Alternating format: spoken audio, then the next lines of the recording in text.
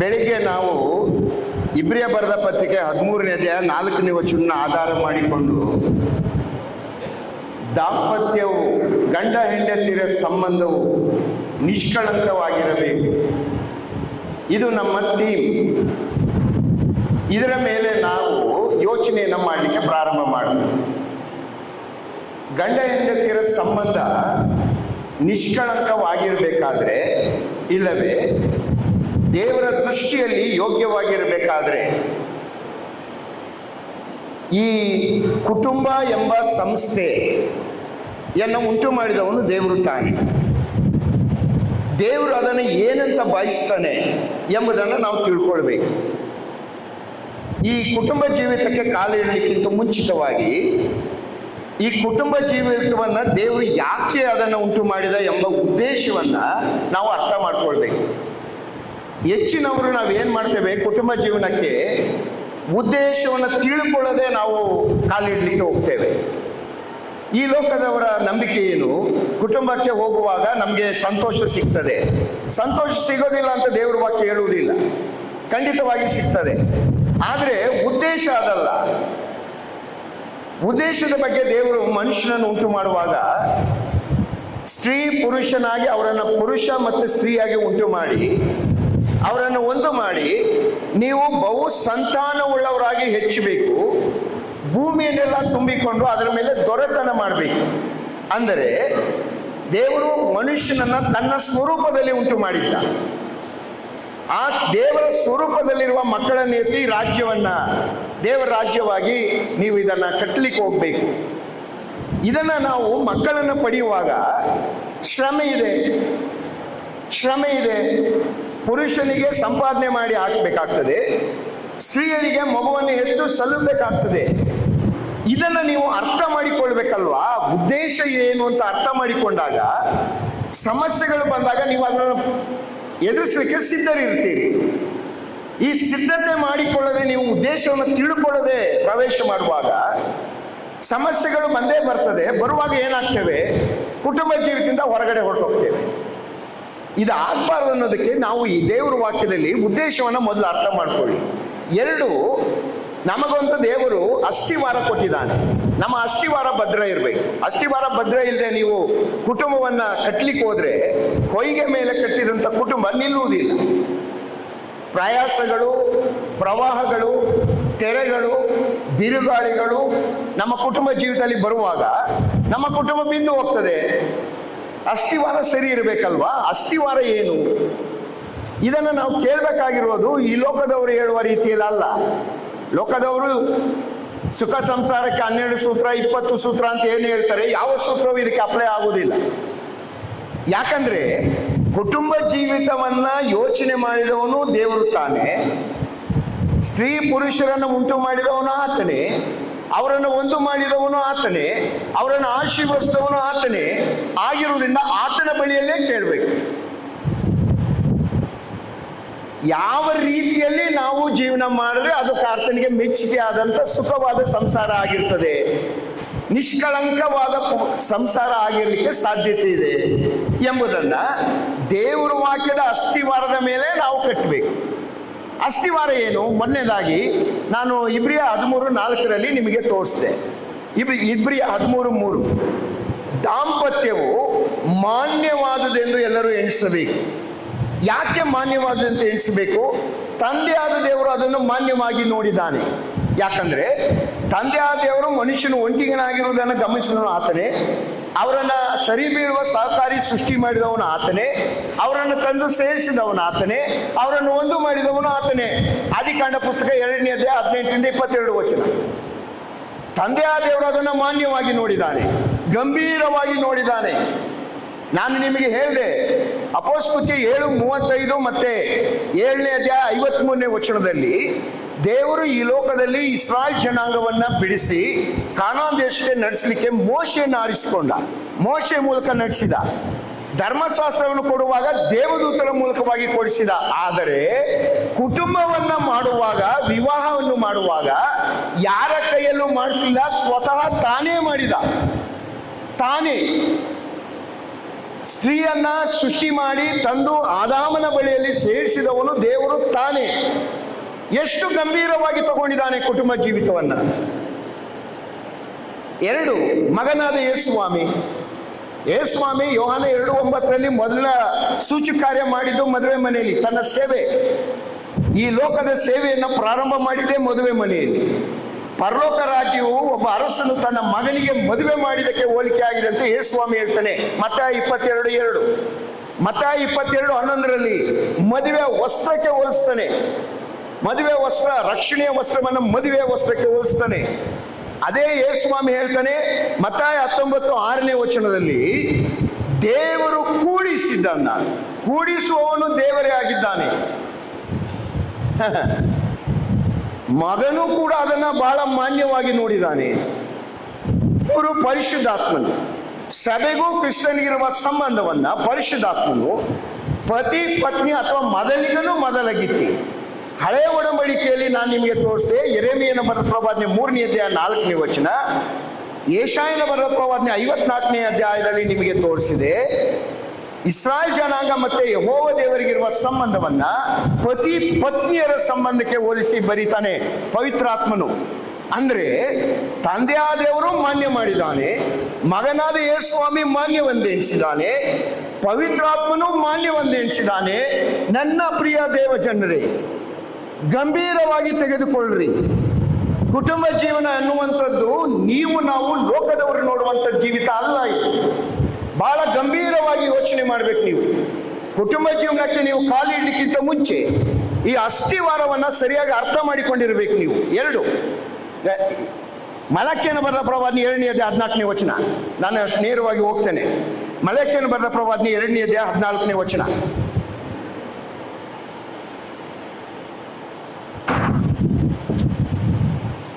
ಮಲಕಿ 2:14.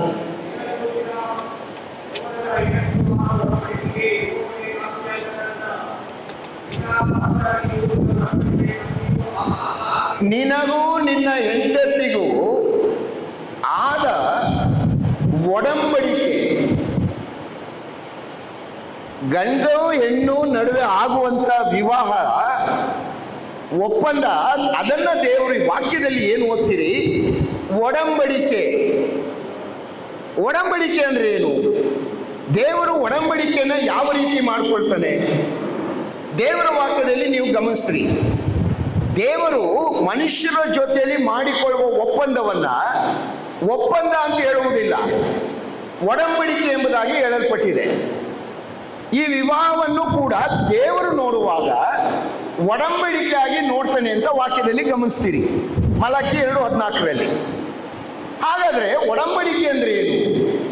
ಈ ಒಡಂಬಡಿಕೆ ಅಂದ್ರೆ ಏನು ಅಂತ ತಿಳ್ಕೊಳ್ಬೇಕಾದ್ರೆ ನೀವು ಆದಿಕಾಂಡ ಪುಸ್ತಕ 15ನೇ ಅಧ್ಯಾಯ 9ರಿಂದ 11 ವಚನ ನೀವು ಓದಿಕೊಳ್ಳ್ರಿ. ಅಲ್ಲಿ ಏನ್ ಹೇಳ್ತಾನೆ ದೇವರು ಅಬ್ರಹಾಮನಿಗೆ, ಅಬ್ರಹಾಮನೇ, ನಾನು ನಿನ್ನ ಜೊತೆಯಲ್ಲಿ ಒಡಂಬಡಿಕೆ ಮಾಡ್ಕೊಳ್ಬೇಕು. ನೀನೇನು ಮಾಡು, ಮಣಕ, ಆಡು, ಟಗರು, ಪಾರಿವಾಳ. ಈ ಮಣಕ, ಆಡು, ಟಗರನ್ನು ಏನು ಮಾಡ್ಬೇಕು? ನೀನು 2 ಹೋಳು ಮಾಡಬೇಕು. ದಯಮಾಡಿ ನನ್ನ ಕಡೆ ಗಮನಿಸಿ, ನೀವು ಯಾರು ಸತ್ಯವೇದ ಓದುವುದು ಬೇಡ.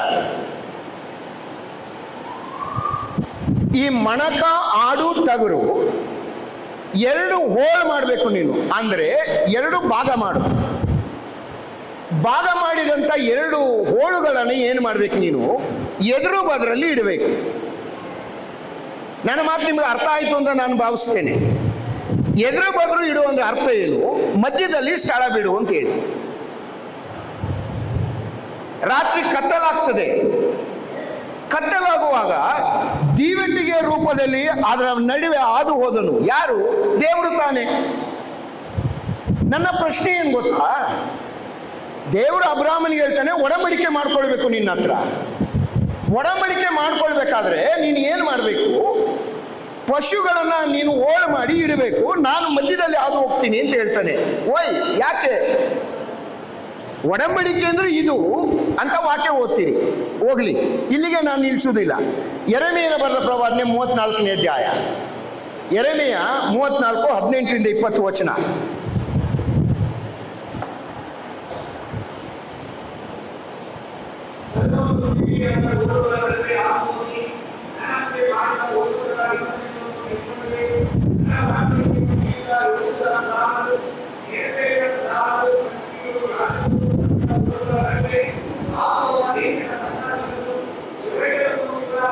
ಪಶುಗಳನ್ನು ಸೀಳಿ ನಡುವೆ ಹಾದು ಹೋಗಿ ಮಾಡಿಕೊಂಡ ಒಡಂಬಡಿಕೆ. ದೇವರು ಯಾವತ್ತೂ ಕೂಡ ಮನುಷ್ಯರ ಜೊತೆಯಲ್ಲಿ ಒಡಂಬಡಿಕೆ ಮಾಡಿಕೊಳ್ಳುವಾಗ ಪಶುಗಳು ಸೀಳದೆ ಹೊರತು ಇಲ್ಲವೇ ಯಜ್ಞವಿಲ್ಲದೆ ಒಡಂಬಡಿಕೆ ಮಾಡಿಕೊಳ್ಳುವುದಿಲ್ಲ. ಪ್ರಕಟಣೆ ಕೀರ್ತನೆ ಬರೆದ ಪುಸ್ತಕ 50ನೇ ಅಧ್ಯಾಯ 5ನೇ ವಚನ. ಕೀರ್ತನೆ 55.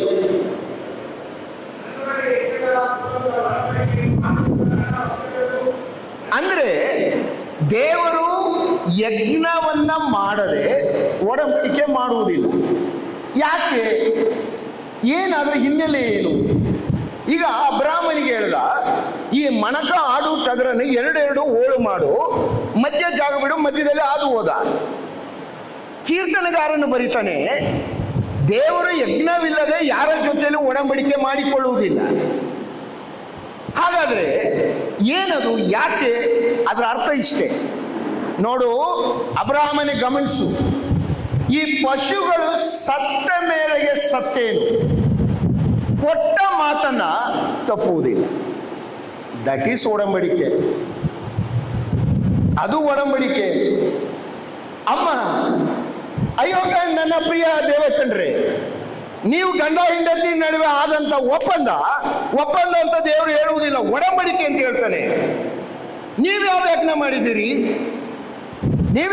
ಮಾಡಿದ್ದೀರಿ? ಮತ್ತಾಯನ ಸುವಾರ್ತೆ 26ನೇ ಅಧ್ಯಾಯದಲ್ಲಿ ಯೇಸು ಸ್ವಾಮಿ ತಾನು ಹಿಡಿಯಲ್ಪಡುವ ರಾತ್ರಿಯಲ್ಲಿ, ತಕೊಳ್ಳಿರಿ, ಕುಡಿಯಿರಿ, ಇದು ನನ್ನ ರಕ್ತವನ್ನು ಸೂಚಿಸುವಂತಹ ಪಾತ್ರೆ, ಇದು ಹೊಸ ಒಡಂಬಡಿಕೆಯನ್ನು ಸೂಚಿಸುವಂತಹ ಪಾತ್ರೆ.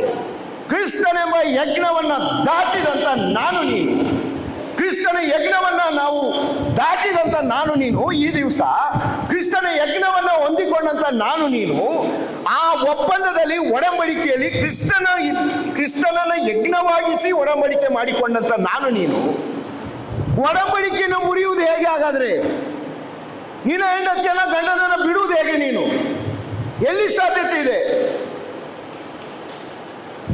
ಹೋಗ್ಲಿ, ದೇವರಿ ಒಡಂಬಡಿಕೆ ಆಶೀರ್ವಾದವನ್ನು ಯಾರಿಗೆ ಕೊಡ್ತಾನೆ? ಹೋದ್ರಿ ಕೀರ್ತನೆ ಬರೆದ ಪುಸ್ತಕ 25ನೇ ಅಧ್ಯಾಯ 14ನೇ ವಚನ. ಕೀರ್ತನೆ 25:14.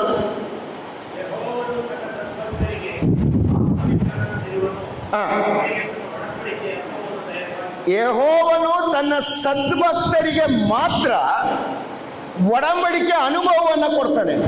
ಅಮ್ಮ, ಅಯ್ಯ, ನಿನ್ನ ಕುಟುಂಬ ಜೀವಿತ, ನಿನ್ನ ವಿವಾಹ ಜೀವಿತ ಒಡಂಬಡಿಕೆ ಆಗಬೇಕಾದ್ರೆ, ಅಂದರೆ ಕ್ರಿಸ್ತನು ಮಧ್ಯದಲ್ಲಿದ್ದು ನಿಮ್ಮ ಎರಡು ಗಂಡು ಹೆಣ್ಣು ಮಕ್ಕಳಿಗೆ ಆತನು ಮಧ್ಯಸ್ಥನಾಗಿ ಯಜ್ಞವಾಗಿ ಒಡಂಬಡಿಕೆಯಾಗಿ ನಿಮ್ಮ ಜೀವಿತವನ್ನು ಕಟ್ಟಬೇಕಾದ್ರೆ ನೀವಿಬ್ಬರೂ ಕೂಡ ಒಡಂಬಡಿಕೆಗೆ ಒಳಪಟ್ಟ ವ್ಯಕ್ತಿಗಳು ಆಗಿರಬೇಕು.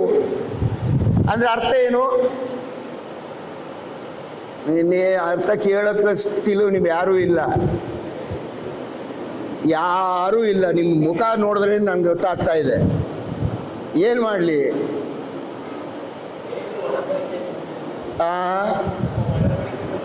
ಒಡಂಬಡಿಕೆ ಒಳಗಾಗೋದು ಯಾವಾಗ? ನಾನು ನೀನು ಕ್ರಿಸ್ತನನ್ನ ನಂಬುವಾಗ. ಅಂದ್ರೆ ಒಬ್ಬ ಸ್ತ್ರೀ ಒಬ್ಬ ಪುರುಷ ವಿವಾಹವಾಗಕ್ಕಿಂತ ಪೂರ್ವದಲ್ಲಿ ನೀನು ಗಮನಿಸಬೇಕಾದ್ರೇನು? ನಿನ್ನ ಕುಟುಂಬ ಜೀವಿತ ಒಡಂಬಡಿಕೆಯಾಗಿ ಭದ್ರವಾಗಿ ಇರಬೇಕಾದ್ರೆ ನೀನು ಗಮನಿಸಬೇಕಾದ್ದೇನು? ಮದುವೆ ಆಗಲಿಕ್ಕಿಂತ ಮುಂಚೆ ನೀನು ಗಮನಿಸಬೇಕಾದದ್ದೇನು? ನಾನು ಮದುವೆ ಆಗುವಂತ ಪುರುಷ ಕ್ರಿಸ್ತನನ್ನ ನಿಜವಾಗಿ ನಂಬಿದಾನೋ? ನಾನು ಮದುವೆ ಆಗುವಂತ ಸ್ತ್ರೀ ನಿಜವಾಗಿ ಕರ್ತನನ್ನು ನಂಬಿದಾಳೋ?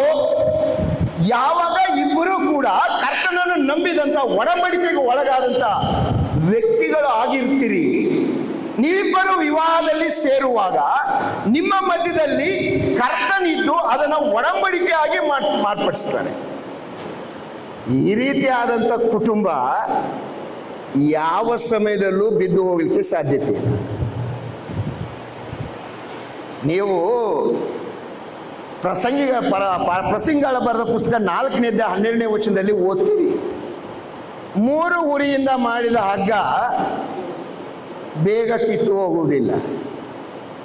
ನಾವು ಈ 3 ಉರಿ ಬಿಟ್ಬಿಟ್ಟು 25 ಉರಿ ಕಟ್ಕೊಂಡಿರ್ತೀವಿ, ಅದು ನಿಲ್ಲುವುದಿಲ್ಲ. ಇದು ನಾನು ಹೇಳಿಕೆ ಬೇಕಾದ ಒಂಚೂರು ಇಲ್ಲಿ ನಿಲ್ಲಿಸ್ತೇನೆ. ಈಗ ನಾವು ಏನು ಮಾಡ್ತೇವೆ, ದೇವ್ರ ವಾಕ್ಯ ನಮ್ಮ ಮುಖದ ನೇರಕ್ಕೆ ಅರ್ಥ ಮಾಡ್ಕೊಳ್ತೇವೆ. ಒಬ್ಬ ಥಿಯಾಲಜಿ ಕಾಲೇಜ್ ಸೇರ್ಬೇಕಂತ ಬಂದಂತೆ, ನಮ್ಮ KBI ಈಗಲ್ಲ, ಯಾವುದೋ ಕಾಲೇಜಿಗೆ ಸೇರಕ್ಕೆ ಬಂದ ಅವನು.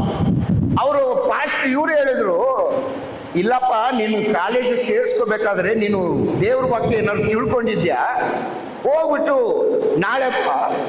ನಾಳೆ ನಾವು ನಿನ್ನ ಇಂಟರ್ವ್ಯೂ ಮಾಡಿಬಿಟ್ಟು ಸೇರಿಸ್ಕೊಳ್ತೀವಿ ಬೈಬಲ್ ಕಾಲೇಜಿಗೆ ಅಂತ ಹೇಳಿ ಕಳಿಸಿ.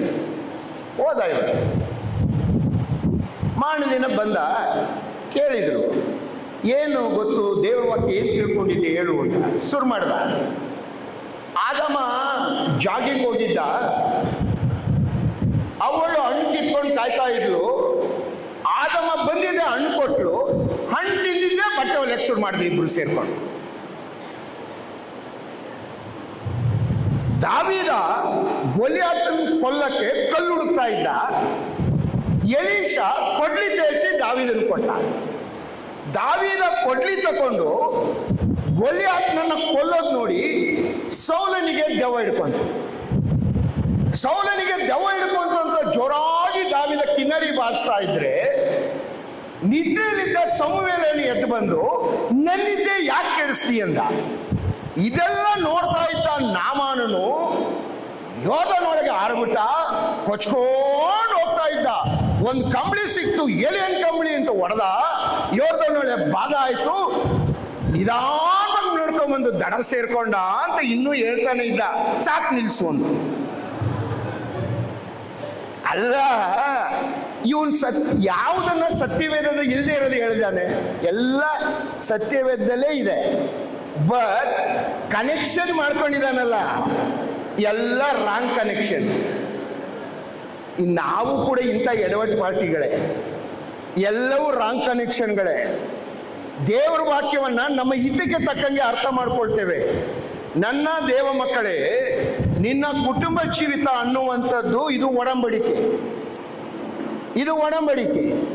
ಈ ಒಡಂಬಡಿಕೆ ಅಂತ ಹೇಳುವಾಗ ದೇವರು ಬಹಳ ತೀವ್ರವಾಗಿ ಗಮನಿಸ್ತಾನೆ ಅದನ್ನ. ಮನುಷ್ಯರ ನಡುವೆ ಆದ ಒಡಂಬಡಿಕೆಯನ್ನು ಮೀರಿದ್ರು ಕೂಡ ದೇವರು ಬಹಳ ಕೋಪವುಳ್ಳವನಾಗ್ತಾನೆ. ಅಮೋಸನ ಬರೆದ ಪತ್ರಿಕೆ 1ನೇ ಅಧ್ಯಾಯ 9ನೇ ವಚನ ನೀವು ಓದ್ಕೊಳ್ರಿ. ಮನುಷ್ಯನ ನಡುವೆ ಆದಂತ ಒಡಂಬಡಿಕೆಯನ್ನು ಮೀರಿದ್ದಕ್ಕೆ ನಿಮ್ಮನ್ನು ದಂಡಿಸ್ತೇನೆ ಅಂತ ದೇವರು ಹೇಳ್ತಾನೆ. ಇದು ಅಸ್ಥಿವಾರ. ಅಸ್ಥಿವಾರದಲ್ಲಿ ನೀವೇನು ಗಮನಿಸಬೇಕು, ನಾನು ವಿವಾಹಕ್ಕೆ ಹೋಗ್ತಾ ಇದ್ದೀನಿ, ದೇವರು ಇದನ್ನು ಬಹಳ ಗಂಭೀರವಾಗಿ ಎಣಿಸಿದ್ದಾನೆ, ನಾನು ಇದನ್ನು ಗಂಭೀರವಾಗಿ ಎಣಿಸಬೇಕು. 2, ಈ ಕುಟುಂಬ ಜೀವನ ಅನ್ನುವಂಥದ್ದು ಇದು ಒಡಂಬಡಿಕೆ. ಇದನ್ನ ಯಾವಾಗ ಬೇಕಾದರೂ ಸೇರೋದು, ಯಾವಾಗ ಬೇಕಾದ್ರೂ ಬಿಟ್ಕೊಳ್ಲಿಕ್ಕೆ ಬರುವುದಿಲ್ಲ. ಒಂದು ಸಲ ನಾನು ಸೇರಿದ ಮೇಲೆ ಅದು ಶಾಶ್ವತ. ಇದನ್ನ ನೀವು ನೆನಪಿನಲ್ಲಿ ಇಟ್ಕೊಳ್ಬೇಕು. ಆಯ್ತು. ಇದಾದ್ಮೇಲೆ ಈ ಕುಟುಂಬ ಜೀವನ ಅಂದ್ರೆ ಏನು, ವಿವಾಹ ಅಂದ್ರೆ ಏನು? ದೇವರ ವಾಕ್ಯದಲ್ಲಿ 3 ಪ್ರಕ್ರಿಯೆಗಳು. ನಂದಲ್ಲ ಇದು, ದೇವರು ಹೇಳ್ತಾನೆ 3 ಪ್ರಕ್ರಿಯೆಗಳು ಆಗ್ಬೇಕಂತೆ ವಿವಾಹ ಅಂದ್ರೆ. ಏನು 3 ಪ್ರಕ್ರಿಯೆಗಳು? 4 ವಚನ ಓದ್ರಿ. 1 ಆದಿಕಾಂಡ ಪುಸ್ತಕ 2ನೇ ಅಧ್ಯಾಯ 24ನೇ ವಚನ. ಆದಿಕಾಂಡ 2:24.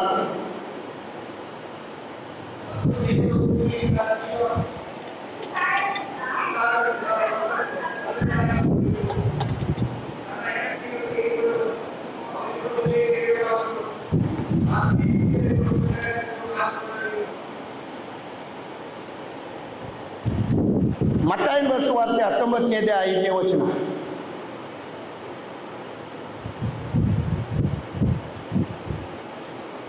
ಮತ್ತಾಯ 19:5. Matthew chapter 19 verse 5.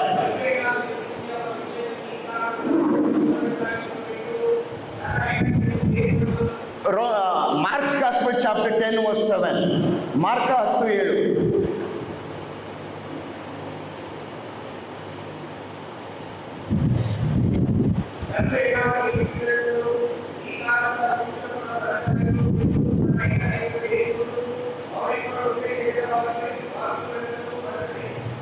Ephesians chapter 5 verse 31. ಎಫೆಸ 5:31.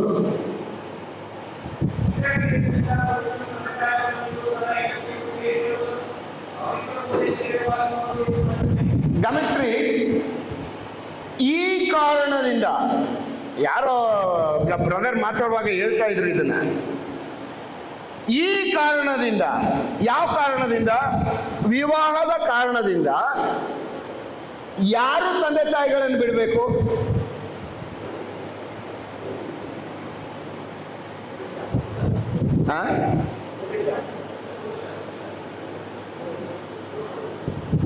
ಈ ಕಾರಣದಿಂದ ಪುರುಷನು, ತಂದೆ ಆದೇವರು ಹೇಳ್ತಾ ಇದ್ದಾನೆ ಆದಿಕಾಂಡ 2:24, ಮಗನಾದ ಯೇಸುಸ್ವಾಮಿ ಲೋಕದಲ್ಲಿದ್ದಾಗ, ಮತ್ತಾಯ 19:5, ಮಾರ್ಕ 10:7, ಈ ಕಾರಣದಿಂದ ಪುರುಷನು ಬಿಡಬೇಕು. ಎಫೆಸ ಬರೆದ ಪತ್ರಿಕೆ 5ನೇ ಅಧ್ಯಾಯ 31ನೇ ವಚನ, ಪರಿಶುದ್ಧಾತ್ಮನು ಈ ಕಾರಣದಿಂದ, ವಿವಾಹದ ಕಾರಣದಿಂದ ಪುರುಷನು ತಂದೆ ತಾಯಿಗಳನ್ನು ಬಿಡಬೇಕು. ಏನ್ ಮಾಡೋದು? ನಮ್ಮ ಆದಿಕಾಂಡದಲ್ಲಿ ಇದೆಯಲ್ಲ ವಿರುದ್ಧವಾದ ಕಲ್ಚರ್. ಅಬ್ರಹಾಮನ ಮನೆ, ಒಂದು ವೇಳೆ ಅದು ಬೇರೆ ಉದ್ದೇಶ ಇತ್ತು, ಆದರೂ ಈ ಲೋಕದ ಕಲ್ಚರ್ ಸ್ತ್ರೀ ತಂದೆ ತಾಯಿಗಳನ್ನು ಬಿಟ್ಟು ಯಾರನ್ನು ಸೇರ್ಕೊಳ್ತಾಳೆ? ಸತ್ಯವೇದ ಹೇಳ್ತಾ ಇರೋದೇನು? ಎಲ್ಲಿ ಬದಲಾಯ್ತು ಇದು? ನನ್ನ ಮಾತಲ್ಲ ಇದು, ನಾನು ನೇಮಕ ಮಾಡಿದ್ದಲ್ಲ ಇದು. ತಂದೆ ಆದೇವರು, ಮಗನಾದ ಯೇಸುಸ್ವಾಮಿ, ಪರಿಶುದ್ಧಾತ್ಮನು ಅವರೇನು ಹೇಳ್ತಾರೆ? ನಾವು ನೆನೆಸುವಂತ ಕುಟುಂಬ ಜೀವಿತ ಏನಿರಬೇಕು ಅಂದ್ರೆ 3 ಪ್ರಕ್ರಿಯೆಗಳು ಆಗಬೇಕು. ಮೊದಲದಾಗಿ ಏನ್ ಮಾಡ್ಬೇಕು? ಎಷ್ಟು ಲೀವ್ ಬಿಡ್ಬೇಕು. ಅವನು ಯಾರು ಬಿಡಬೇಕು? ಪುರುಷ ಬಿಡಬೇಕು. ಯಾರನ್ನ ಬಿಡಬೇಕು? ತಂದೆ ತಾಯಿ ಬಿಡು. ತಂದೆ ತಾಯಿಗಳನ್ನ ಬಿಡಬೇಕು ಅಂದ್ರೆ ಅರ್ಥ ಏನು? ಒಂದು ವೇಳೆ ಅದಕ್ಕೆ ವಿ ಆರ್ ಆಲ್ರೆಡಿ ಯಾವಾಗಲೂ ಬಿಟ್ಬಿಟ್ಟಿರ್ತೀವಿ ಬಿಡಿ ತಂದೆ ತಾಯಿಯನ್ನ. ತಂದೆ ತಾಯಿಗಳನ್ನು ಬಿಡಬೇಕು ಅಂದ್ರೆ ಇವರು ಸ್ಯಾಮ್ಟಿ ಪಾಲ್ ಅವರು ಹೇಳ್ತಾ ಇದ್ರು, ಇಟ್ಸ್ ಎಮೋಷನಲಿ ಹೇಳಿರೋದು, ಫಿಸಿಕಲ್ಗಿಂತಲೂ ಎಮೋಷನಲಿ ಅಂತ. But that's right. ಆದರೆ ದೇವ್ರ ವಾಕ್ಯ ಏನು ಹೇಳ್ತಾ ಇದೆ?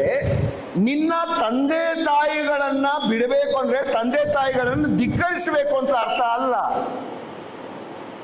ದೇವರ ವಾಕ್ಯ ಪದೇ ಪದೇ ಹೇಳ್ತದೆ.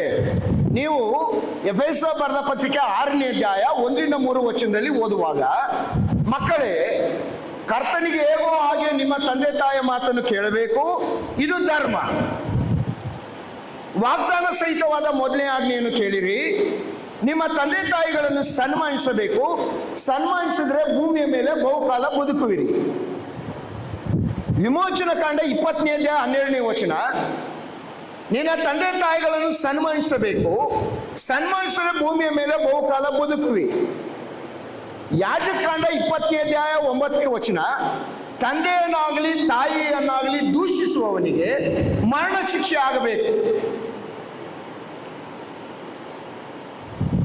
ಇಲ್ಲಿ 2 ಸಂಗತಿಯನ್ನ ಗಮನಿಸ್ತೀರಿ. ಎಫೆಸ 6:1-3 ತಂದೆ ತಾಯಿಯ ಮಾತನ್ನು ಕೇಳಬೇಕು, 2 ಸನ್ಮಾನಿಸಬೇಕು. ಎಲ್ಲಿವರೆಗೂ ತಂದೆ ತಾಯಿಯ ಮಾತನ್ನು ಕೇಳಬೇಕು? ಕೇಳೇ ಇರಲ್ವಲ್ಲ. ತಂದೆ ತಾಯಿಯ ಮಾತನ್ನು ನನ್ನ ಮಧ್ಯಾಹ್ನ ಯವನಸ್ಥರಲ್ಲಿ ಮಾತಾಡ್ತಾ ಇದ್ದೆ ನಾನು. ತಂದೆ ತಾಯಿಯ ಮಾತನ್ನ ಮಕ್ಕಳು ಕೇಳಬೇಕು ಅಂತ ದೇವ್ರ ವಾಕ್ಯ ಹೇಳುವಾಗ ಪೌಲನು ಏನ್ ಬರಿತಾ ಇದ್ದಾನೆ? ಎಫೆಸ 6:1-3 ಮಕ್ಕಳೇ ಕರ್ತನಿಗೆ ಹೇಗೋ ಹಾಗೆ ನಿಮ್ಮ ತಂದೆ ತಾಯಿಯನ ಮಾತನ್ನು ಕೇಳಬೇಕು, ಇದು ಧರ್ಮ. ನಿನ್ನ ನೀತಿ ಏನಾದ್ರೂ ಇದೆ ಅಂದ್ರೆ ಲೋಕದಲ್ಲಿ, ನಿನ್ನ ತಂದೆ ತಾಯಿಯ ಮಾತನ್ನು ಕೇಳಬೇಕು. ಅದೇ ನಿನ್ನ ನೀತಿ, ಅದೇ ನಿನ್ನ ನೀತಿ. ಬೇರೆ ದೊಡ್ಡ ಸೇವೆ ಎಲ್ಲ ಮಾಡೋದು ಅವಶ್ಯಕತೆ ಇಲ್ಲ. ನಿನ್ನ ತಂದೆ ತಾಯಿಯ ಮಾತನ್ನು ಕೇಳಬೇಕು. ಯಾವ ವಿಚಾರದಲ್ಲಿ ಕೇಳಬೇಕು? ಕೊಲೋಸ್ಯರಿಗೆ ಬರೆದ ಪತ್ರಿಕೆ 3ನೇ ಅಧ್ಯಾಯ 20ನೇ ವಚನ, ಕೊಲೋಸಿಯನ್ಸ್ ಚಾಪ್ಟರ್ 3 ವರ್ಸ್ 20, ಮಕ್ಕಳೇ ಎಲ್ಲಾ ವಿಷಯದಲ್ಲಿ, ಎಲ್ಲ ವಿಷಯದಲ್ಲಿ ನಿಮ್ಮ ತಂದೆ ತಾಯಿಯ ಮಾತನ್ನು ಕೇಳಬೇಕು. ಇದು ದೇವರ ದೃಷ್ಟಿಯಲ್ಲಿ ಮೆಚ್ಚುಗೆಯಾಗಿದೆ. How long? ಎಲ್ಲಿವರೆಗೆ ಮಾತು ಕೇಳಬೇಕು? ಎಫೆಸರು 1:3 ಓದಿದ್ರಲ್ವಾ? ನಿನ್ನ ಸ್ವತಂತ್ರ ಕುಟುಂಬ ಆಗುವವರೆಗೆ ಮಾತ್ರ ತಂದೆ ತಾಯಿಯ ಮಾತನ್ನು ಕೇಳಬೇಕು. ಆಮೇಲೆ ಏನ್ ಮಾಡಬೇಕು? ತಂದೆ ತಾಯಿಗಳನ್ನ ಸನ್ಮಾನಿಸಬೇಕು. ಮಾತು ಕೇಳೋಂಗಿಲ್ಲ. ನಾವೇನ್ ಮಾಡೋಣ ವಿಪರ್ಯಾಸ ಅಂದ್ರೆ, ಈ ಮಕ್ಕಳು ಮದುವೆ ಆಗೋವರೆಗೂ ಅಪ್ಪ ಅಮ್ಮನ ಮಾತೇ ಕೇಳಲ್ಲ. ಮದುವೆ ಆದ್ಮೇಲೆ ಅಪ್ಪ ಅಮ್ಮನ ಮಾತು ಕೇಳದೆ ಏನು ಮಾಡಲ್ಲ. ಎಲ್ಲ ಎಡವಟ್ಟು ಪಾರ್ಟಿಗಳು. ವಾಕ್ಯ ಹೇಳೋದೇ ಬೇರೆ ಅಲ್ಲ. ಎಲ್ಲ ನೀತಿ. ಎಲ್ಲಿ ನಿನ್ನ ಕುಟುಂಬ ಜೀವನ ಸರಿ ಇರ್ತದೆ? ಎಲ್ಲಿ ಸರಿ ಇರ್ತದೆ? ವಾಕ್ಯ ಹೇಳ್ತದೆ, ಪುರುಷನೇ ನೀನು ನಿನ್ನ ತಂದೆ ತಾಯಿಯನ್ನ ಬಿಡಬೇಕು. ಯಾಕೆ ಪುರುಷನಿಗೆ ಹೇಳಿದೆ? ಓದ್ರಿ 1 ಕೊರಿಂಥ 11:3. ಆಗ್ಲೇ ಓದ್ತಾ ಇದ್ರಿ, ಕೇಳಿಸ್ಕೊಂಡೆ ನಾನು. ಸ್ತ್ರೀಗೆ ಪುರುಷನು ಶಿರಸ್ಸು, ಪುರುಷನಿಗೆ ಕ್ರಿಸ್ತನು ಶಿರಸ್ಸು, ಕ್ರಿಸ್ತನಿಗೆ ತಂದೆಯ ದೇವರು ಶಿರಸ್ಸು. ದೇವರು ಕುಟುಂಬದಲ್ಲಿ ಪುರುಷನನ್ನ ನಿನ್ನ ಶಿರಸ್ಸಾಗಿ ನೋಡ್ತಾನೆ. ಈಗ ಈ ಕುಟುಂಬದಲ್ಲಿ ನಿನ್ನನ್ನು ಶಿರಸ್ಸಾಗಿ ನೋಡೋದ್ರಿಂದ ನೀನು ಇಂಡಿಪೆಂಡೆಂಟ್ ಆಗಿರುವಾಗ ನಿನ್ನನ್ನ ದೇವರು ನಿನ್ನನ್ನೇ ನಾಯಕನಾಗಿ ನೋಡ್ತಾನೆ ಕುಟುಂಬದಲ್ಲಿ. ಈ ಕಾರಣದಿಂದ ದೇವರ ವಾಕ್ಯ ಏನ್ ಹೇಳ್ತದೆ? ತಂದೆ ತಾಯಿಗಳನ್ನ ಬಿಡಬೇಕಂದ್ರೆ ಅರ್ಥ ಏನು? ತಂದೆ ತಾಯಿಗಳನ್ನು ಸನ್ಮಾನಿಸಬೇಕೇ ಹೊರತು ತಂದೆ ತಾಯಿಗಳಿಂದ ನೀನು ನಿಯಂತ್ರಿಸಲ್ಪಡಬಾರದು. ಐದರ್ ಡೈರೆಕ್ಟ್ಲಿ ಆರ್ ಇಂಡೈರೆಕ್ಟ್ಲಿ. ತಂದೆ ತಾಯಿಗಳಿಗೂ ನಾನು ಹೇಳುವ ಮಾತಿದೆ. ಸರಿ, ದೇವರು ಆದಾಮನಿಗೆ ಹೇಳ್ದ ಅಲ್ವಾ? ಆದಿಕಾಂಡ 2:24 ದೇವರು ಹೇಳ್ದ. ಯಾರಿಗೆ ಹೇಳ್ದ? ಈ ಕಾರಣದಿಂದ ಪುರುಷನು ತಂದೆ ತಾಯಿಯನ್ನು ಬಿಟ್ಟು ತನ್ನ ಹೆಂಡತಿಯನ್ನು ಸೇರಿಕೊಳ್ಳುವನು, ಅವರಿಬ್ಬರು ಒಂದೇ ಶರೀರವಾಗಿರು ಅಂತ ಹೇಳ್ದ ಅಲ್ವಾ? ಆದಾಮನಿಗೆ ಲೋಕ ರೀತಿಯ ತಂದೆ ತಾಯಿಗಳಿದ್ರ? ಮತ್ತೆ ಯಾಕೆ ಹೇಳ್ದ ಆದಾಮನಿಗೆ?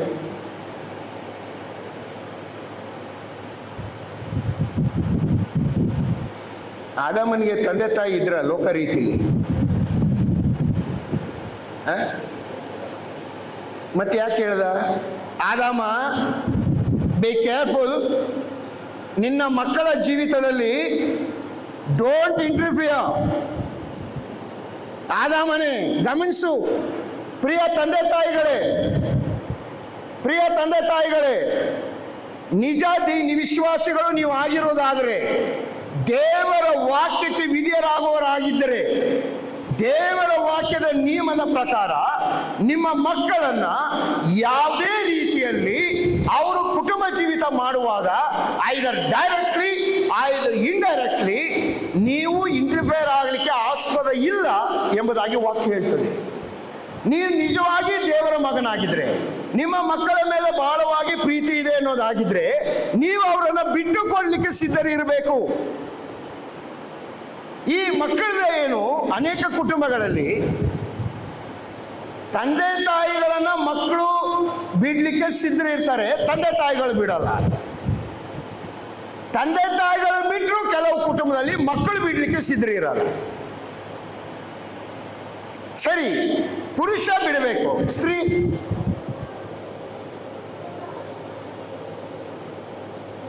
ಯಾರೋ ಒಬ್ಬನೇ ಗಂಡು ಮಗ ಅವ್ರಿಗೆ ನಾನು ಈ ಮೆಸೇಜ್ ಕೊಡ್ತಾ ಇದ್ದೆ. ಅವರಿಗೆ ಎಲ್ಲ ಮೇಲ್ ಕೊಟ್ಟೋಯ್ತು.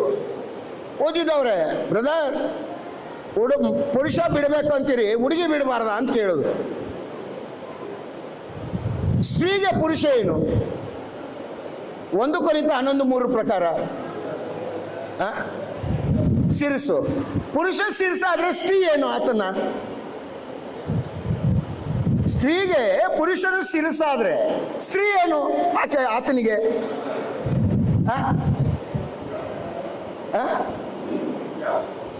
ದೇಹ ಅಲ್ವಾ? ಶಿರಸ್ಸು ಬಿಟ್ಟ ಮೇಲೆ ಇವಳು ಬಿಡ್ಬೇಕಾ ಬೇಡವಾ? ಹೋದ್ರಿ ಕೀರ್ತನೆ ಬರೆದ ಪುಸ್ತಕ 45ನೇ ಅಧ್ಯಾಯ, ಕೀರ್ತನೆ 45:10-11.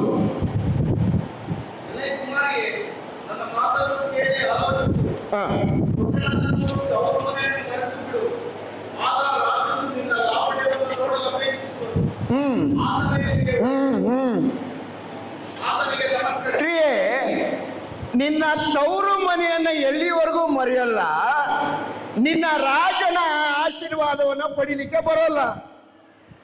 ಅಂದ್ರೆ ದೇವರ ನಿಯಮವನ್ನ ಯೋಚನೆ ಮಾಡ್ರಿ.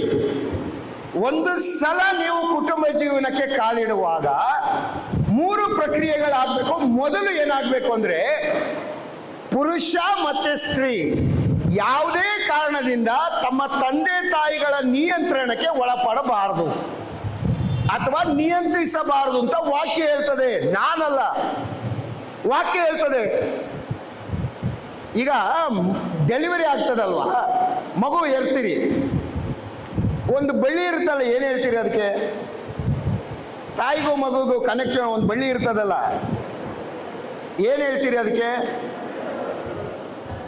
ಎಂಥದ್ದು? ಕರಳು ಬಳ್ಳಿ. ಅಯ್ಯಯ್ಯೋ, ನನ್ನ ಮಗುಗೂ ನನಗಿರುವ ಸಂಬಂಧ ಅಲ್ವಮ್ಮ. ಕಟ್ ಮಾಡದೆ ಇಟ್ಕೊಂಡ್ರೆ, ಡೆಲಿವರಿ ಆದ್ಮೇಲೆ ಕಟ್ ಮಾಡದೆ ಇಟ್ಕೊಂಡ್ರೆ ಹಂಗೆ ನಿಮ್ಮ ಮಗು ನಿಮ್ಮ ಕರಳಲ್ವಾ ಬಳ್ಳಿ. ಏನ್ ಮಾಡ್ತಾನೆ ಡಾಕ್ಟ್ರು? ಮೊದಲು ಕತ್ತರಿಸ್ತಾನೆ, ಇಲ್ಲಿವರೋ ಮಗುಗೂ ಅಪಾಯ ನಿಮಗೂ ಅಪಾಯ, ಬೆಳೆಯೋಲ್ಲ ಮಗು. ಸತ್ಯವೇದ ಹೇಳ್ತಾ ಇರೋದು ಇದನ್ನ. ಮನುಷ್ಯನೇ ಅರ್ಥ ಮಾಡಿಕೋ, ನಿನ್ನನ್ನು ಸ್ತ್ರೀ ಪುರುಷನಾಗಿ ಸೇರಿಸಿ ಪ್ರಥಮ ಮದುವೆ ಮಾಡಿದಂತ ಮನುಷ್ಯನನ್ನು ಉಂಟು ಮಾಡಿದಂತ ದೇವರ ಯೋಚನೆ ಏನು? ಯಾವಾಗ ಯೋಚನೆ ಮಾಡಿದಾನೆ ನೋಡ್ರಿ ದೇವರು. ಈ ಕಾರಣದಿಂದ ಪುರುಷನು ಮತ್ತೆ ಸ್ತ್ರೀ ತನ್ನ ತಂದೆ ತಾಯಿಗಳನ್ನು ಬಿಡಬೇಕು, ಅವರು ಬಿಡಬೇಕು.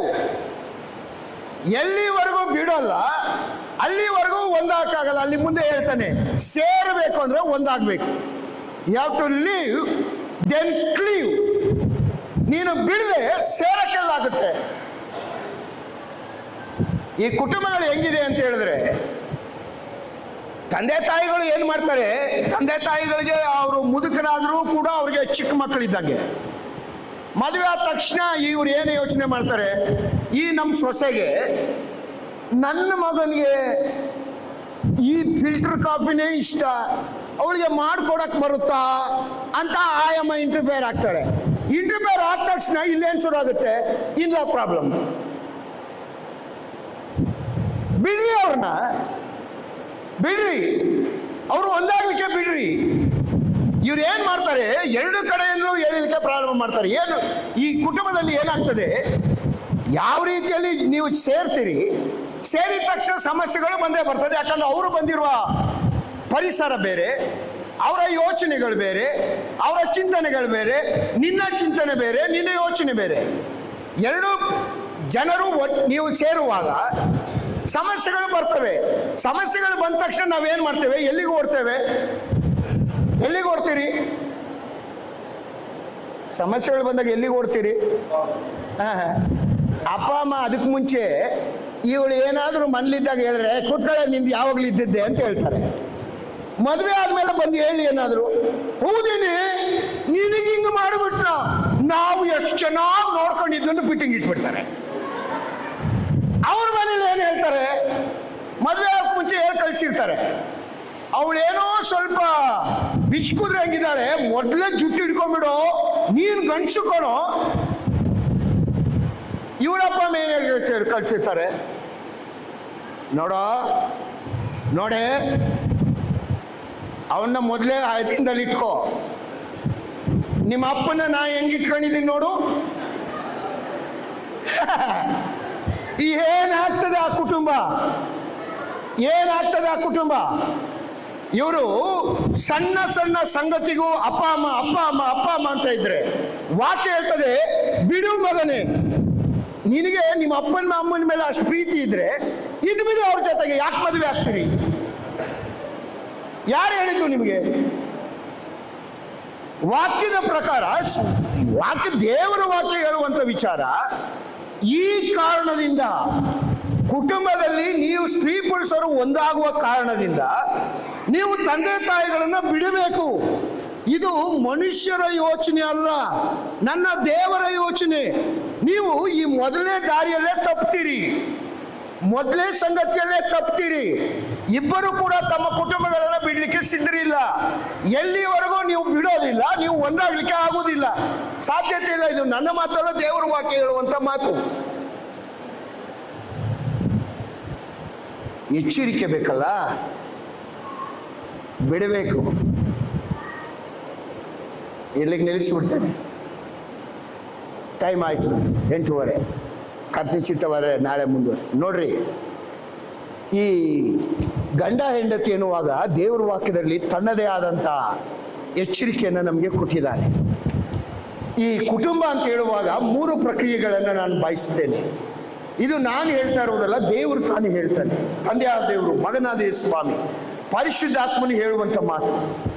ಈ ಕಾರಣದಿಂದ ಪುರುಷನು ತಂದೆ ತಾಯಿಗಳನ್ನು ಬಿಡಬೇಕು. ನೀವು ಒಂದು ವೇಳೆ ದೇವರ ವಾಕ್ಯದಲ್ಲಿ ಗಮನಿಸುವಾಗ ತೋಟದಲ್ಲಿರುವ ಮರದ ಹಣ್ಣನ್ನು ಕಿತ್ತವರು ಯಾರು? ಅವಳು. ಆದಾಮನಿಗೆ ಕೊಟ್ಟವಳು ಯಾರು? ಅವಳು. ಬಟ್ 1 ಕೊರಿಂಥ 15:22 ಏನಂತ ಬರೆಯಲ್ಪಟ್ಟಿದೆ? ಯಾರಿಂದ ಮರಣವು ಪ್ರವೇಶ ಆಯಿತು ಅಂತಿದೆ? ಅವಳಿಲ್ಲ, ಆದಾಮನಿಂದ ಅಂತಿದೆಯೋ? ಆದಾಮನಿಂದ. ಯಾಕೆ ಯಾಕೆ ಯಾಕೆ? ಆದಾಮನು ಶಿರಸ್ಸಾಗಿದ್ದ. ಆದಾಮನು ಶಿರಸ್ಸಾಗಿದ್ದ. ಆದಾಮನ ಜವಾಬ್ದಾರಿ, ಆ ಕುಟುಂಬವನ್ನ ನಡೆಸುವಂತ ಜವಾಬ್ದಾರಿ ಆದಾಮನ ಕೈಲಿತ್ತು. ನೀವು ಒಂದು ವೇಳೆ ದೇವರ ವಾಕ್ಯವನ್ನು ಸೂಕ್ಷ್ಮವಾಗಿ ಗಮನಿಸ್ರಿ. ದೇವರು ಆದಾಮನ ಉಂಟು ಮಾಡಿ ಅವನಿಗೆ ಕೆಲವು ಇನ್ಸ್ಟ್ರಕ್ಷನ್ ಅನ್ನು ಕೊಡುವಾಗ, ತೋಟದ ಮರದ ಮಧ್ಯದಲ್ಲಿರುವ ಮರದ ಹಣ್ಣನ್ನ ತಿನ್ಬೇಡ, ಈ ತೋಟದಲ್ಲಿ ಎಲ್ಲ ಮರದ ಹಣ್ಣನ್ನ ಯಥೇಚ್ಛವಾಗಿ ತಿನ್ನು, ಒಳ್ಳೆದರ ಕೆಟ್ಟದರ ಮರದ ಹಣ್ಣು ತಿನ್ಬೇಡ, ದಿನ ಸತ್ತೇ ಸಾಯುವಿ, ಈ ವಿಚಾರವನ್ನ ಹೇಳುವಾಗ ದೇವರು ಇನ್ನೂ ಹವ್ವಳನ್ನೇ ಸೃಷ್ಟಿ ಮಾಡಿರಲಿಲ್ಲ. ಅವಳನ್ನು ಸೃಷ್ಟಿ ಮಾಡಿರಲಿಲ್ಲ. ಬಟ್ ಸೈತಾನನು ಸರ್ಪದ ರೂಪದಲ್ಲಿ ಬಂದು ಹವ್ವಳನ್ನು ಕೇಳುವಾಗ, ಸೈತಾನು ಯಾರ ಬಳಿಗೆ ಬಂದ? ಆದಾಮನ ಬಳಿಗೆ ಬರಲಿಲ್ಲ. ಬಂದಿದ್ದು ಯಾರ ಬಳಿಗೆ? ಹವ್ವಳ ಬಳಿಗೆ. ಹವ್ವಳ ಬಳಿಗೆ ಬಂದು ಮಾತನಾಡುವಾಗ ಆದಾಮ ಎಲ್ಲಿದ್ದ? ವಾಕಿಂಗ್ ಹೋಗಿದ್ದ. 3ನೇ ಅಧ್ಯಾಯ 6ನೇ ವಚನ ಓದಿರಿ. ಆದಿಕಾಂಡ 3:6.